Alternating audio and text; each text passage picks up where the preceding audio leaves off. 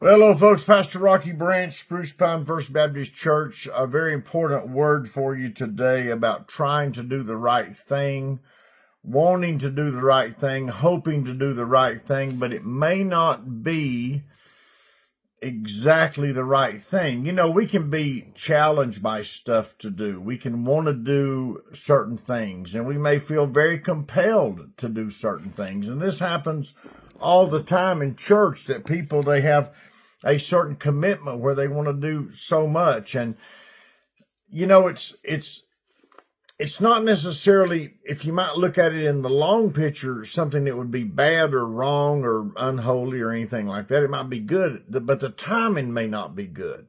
You know, Paul says in Romans 10 about the church of Israel, if you will, or the people of the Jewish people. He says, I bear record of you that you have a zeal of God, but not according to knowledge.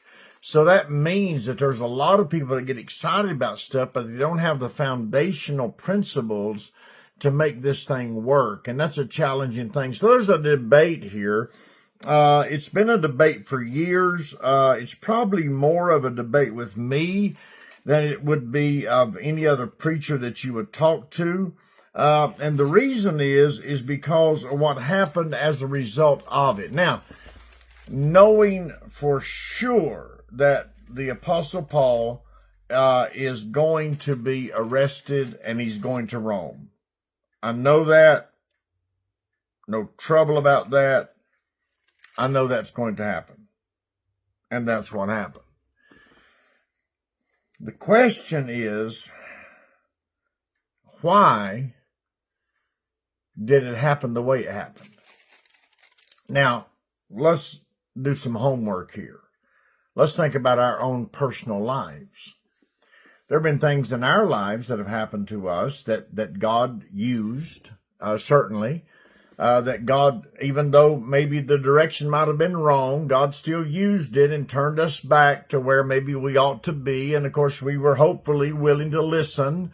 Maybe got off track a little bit, got back on track. I mean, that happens to us quite often, especially if you take your relationship with Christ very seriously.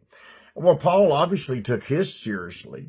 You remember I mentioned to you this, not to forget it, over in the 18th chapter of Acts, in verse number 18.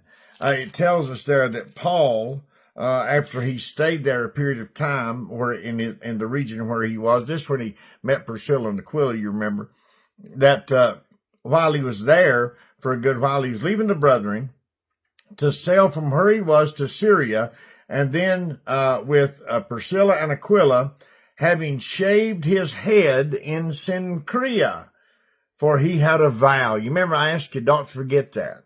Well, that's coming up. That's coming up where we are, at least the beginning of it. When Eutychus fell out of the window loft and Paul went down there and he raised up and whatever happened to him, they began to move their journey toward Miletus and Trophimus and Salamis and they started going. And then Paul wanted to go back through Ephesians or to Ephesus where the Ephesian people were, because he loved them so much. He put so much investment in them, and it's so important to understand that. But now here's a statement that you need to get. In chapter 20, it says, for Paul had determined, in verse number 16, to sail by Ephesus because he would not spend the time in Asia. Listen now. For he had hastened, if it were possible for him, to be at Jerusalem the day of Pentecost. Well, now, if you don't know the end of the story, that has a lot to do with a shaved head.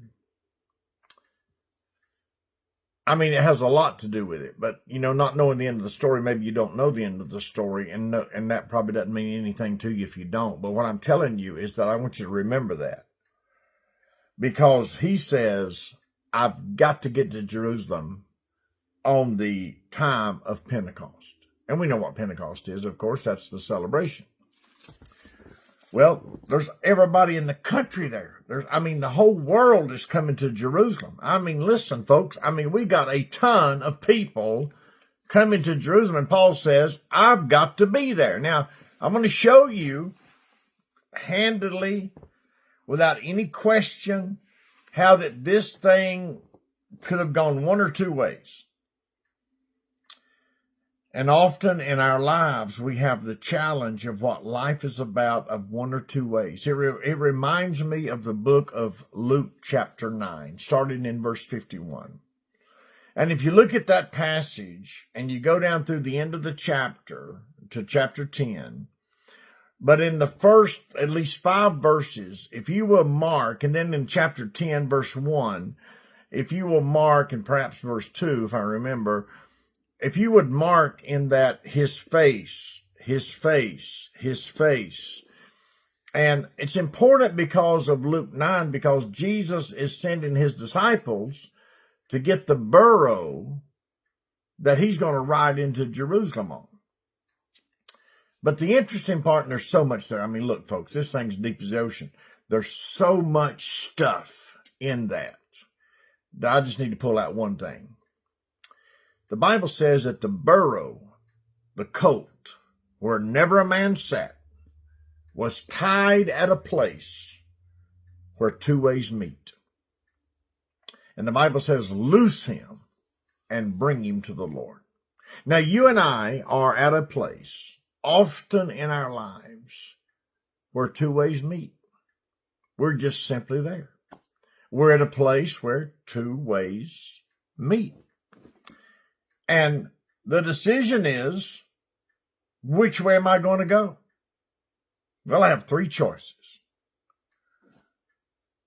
I can stay tied and just be satisfied where I am. Or I can go my own way. Or I can be released and go to the master. And that's what happened. But there's such theological challenges in that 9th chapter starting in verse 51. And if you look at that, mark where it says his face. Jesus said his face. Jesus said his face. And then all the way to chapter 10, verse 22. Jesus said his face. Well, in Paul's account, Paul is going determined, no matter what, to go to Jerusalem. No matter what anybody says, he's going. That's why he shaved his head, of which is incredible. And I'll tell you more about that later. God bless you. Think about it. Goodbye.